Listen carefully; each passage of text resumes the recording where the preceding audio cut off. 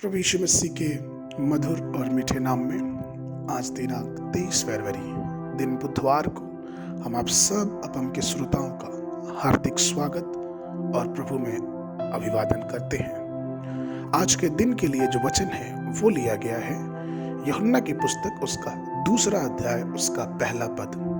वचन इस प्रकार से कहता है, फिर तीसरे दिन गलील के काना में किसी का ब्याह था और यीशु की माता भी वहां थी।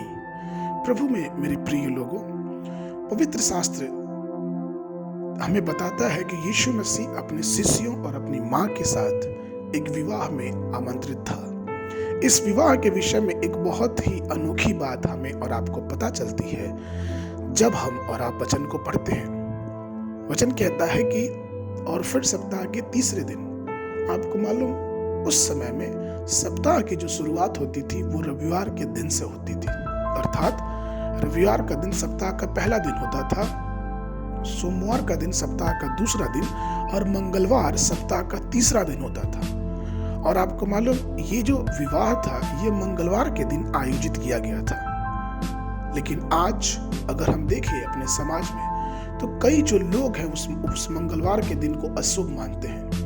वे सप्ताह में सारे दिनों को शुभ मानते लेकिन इस मंगलवार के दिन को अशुभ मानते और बहुत सारी अच्छी योजनाओं की शुरुआत वो मंगलवार के दिन से नहीं करना चाहते। लेकिन जब लोगों ने यीशु मसीह को अपने विवाह में आयोजित किया, आयोजन उसको बुलाया, तो सौभाग्य से वो सप्ताह का मंगलवार का दिन था। लेकिन प्रभु का धन्यवाद कि प्रभु यीशु मसीह अपने शिष्यों और अपनी माता के साथ उस विवाह के निवेदन को स्वीकार किया और उसमें भाग लेने के लिए वो पहुंच गया। आज भी कई लोग दिन को शुभ और अशुभ की तलाश में रहते हैं। कई लोग अपने शादी के कार्डों में कार्यक्रम के आरंभ का समय और समापन का समय बहुत क्लियरली और बहुत पूछताछ के बाद उसको प्रिंट करवाते हैं। कहने का तात्पर्य यह है कि जब परमेश्वर ने सारे दिनों को एक समान बनाया तो हम मनुष्य क्यों इस प्रकार की बातों की, अशुभ और शुभ की बातों में लगे रहते हैं। अगर हम प्रभु के जानने वाले हैं तो हमें इन सब बातों से अलग परमेश्वर के उस वचन को याद करना चाहिए कि आज का दिन यहोवा ने बनाया है, हम उसमें आनंदित हो। सारा समय सारा दिन परमेश्वर के बनाए हुए हैं। आइए हम इस तीसरे दिन जो विवाह का दिन था उस पर कुछ विचार करें। आपको मालूम कि यीशु मसीह का स्वर्गारोहण के बाद आज के दिन तक लगभग 2000 वर्ष बीत चुके हैं और बाइबल के अनुसार अगर हम ये देखें तो हमें और आपको ये पता चलता है कि यह यहोवा की दृष्टि में सिर्फ ऐसे दिन जैसे 2 दिन बीत गए हों। क्योंकि पतरस की पत्री में पढ़ने को मिलता है कि उसके दृष्टि में 1000 दिन बीत गए जैसे सिर्फ एक दिन बीता हो।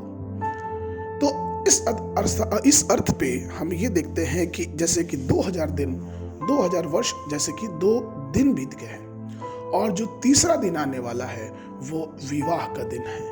प्रकाशित वाक्य की पुस्तक उसका 19वां अध्याय उसके 9वें पद में वचन इस प्रकार से कहता है, और उसने मुझसे कहा, यह लिख कि धन्य है वे जो मेमने के ब्याह के भोज में बुलाए गए। और उसने मुझसे कहा, ये परमेश्वर का वचन सत्य वचन है। प्रभु के प्रिय लोगों, हमारे प्रभु यीशु मसीह जो मेमना है उसका जो विवाह है वो बहुत नजदीक है और वो विवाह लगभग तीसरे दिन पड़ने वाला है।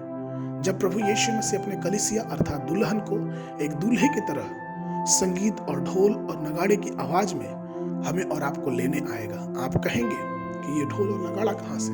तो वचन इस प्रकार से बताता है कि जब परमेश्वर का उतरना होगा, जब परमेश्वर का आना होगा तो हम प्रधान स्वर्गदूतों से तुरहियों की आवाज सुनेंगे। एक जय जयकार की ललकार हम उस आकाश में सुनने पाएंगे।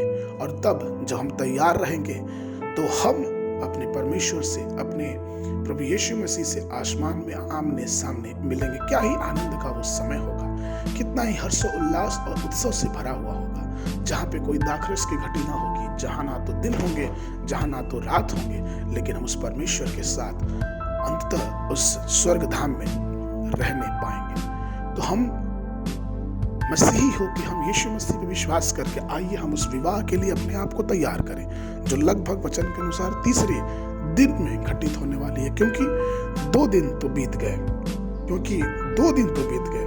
अब वो तीसरा दिन प्रगति पे हमें नहीं पता कि कब दुल्हा हमें लेने आएगा। लेकिन आइए हम अपने जीवन को अपने मनों को परमेश्वर के वचन में उस विवाह के लिए तैयार करते रहे। आज के मनन के लिए जो पद है वो लिया गया है प्रकाशित वाक्य की पुस्तक उसका 22 अध्याय उसका 17 पद। वचन इस प्रकार से कहता है, और आत्मा और दुल्हन दोनों कहती है आ, और सुनने वाले भी कहे कि आ, और जो प्यासा हो वो आए, और जो चाहे वो जीवन का जल सेतमेत में ले। आज के दिन के लिए जो बाइबल अध्ययन है वो है गिनती की पुस्तक उसका 5 और 6 अध्याय, मरकुस रचित सुसमाचार संध्या के समय मरकुस रचित सुसमाचार उसका 4 अध्याय 1 पद से लेके 20 पद तक। परमेश्वर आप सबको आशीष देवे।